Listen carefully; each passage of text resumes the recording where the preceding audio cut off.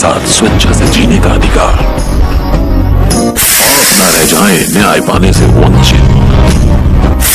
आपकी कानूनी सवालों के जवाब के लिए हम लेकर आए हैं advocate chamber for legal help.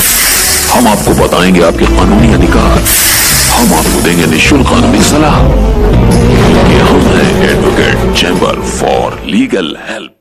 कानून हर समस्या के सही प्रारूप में समाधान के लिए मौजूद है, लेकिन समाज का एक बड़ा हिस्सा कानूनी अज्ञानता की वजह से न्याय पाने से वंचित रह जाता है। इसी अंतर को खत्म करने के लिए हम लेकर आए हैं advocate chamber for legal help. तो बने रहिए हमारे साथ और देखिए हमारी यह रिपोर्ट।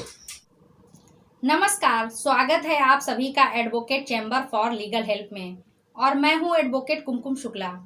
आज हम बात करेंगे कि जब आप अपने कोर्ट में बयान दर्ज करवा रहे हों तो आपको क्या सावधानियां रखनी चाहिए। जब आप अपना बयान कोर्ट में दर्ज करा रहे हैं तो ध्यान रखें कि रीडर या पेशकार क्या लिख रहा है।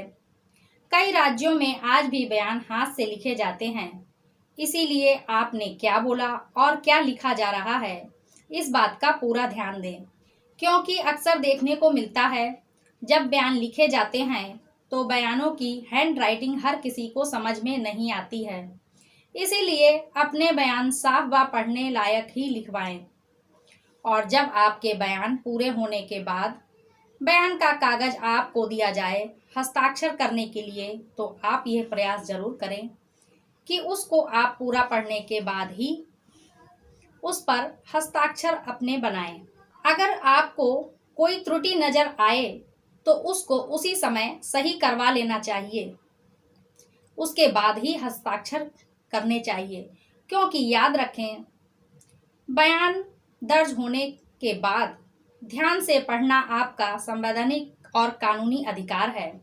यदि रीडर या पेशकार आपको पढ़ने की इजाजत नहीं देता है तो आप जज साहब से उसकी शिकायत कर सकते हैं। यदि जज साहब की अनुपस्थिति में आपके बयान दर्ज किए जाएं तो आप मना कर सकते हैं, क्योंकि ये कानून है कि जब जज साहब की उपस्थिति में ही बयान दर्ज किए जाएंगे और जज साहब के सामने ही अपने बयान दर्ज करवाएं, क्योंकि गलत बयान दर्ज करवाने से आपको केस में हारना भी पड़ सकता है। और एक बात का विशेष ध्यान रखें, बयान देने के तुरंत बाद बयान की कॉपी आप कोर्ट से फीस पे कर उसी समय ले लें, ताकि जिरह के वक्त आपको अपने बयान की अच्छी तरह याद रहे।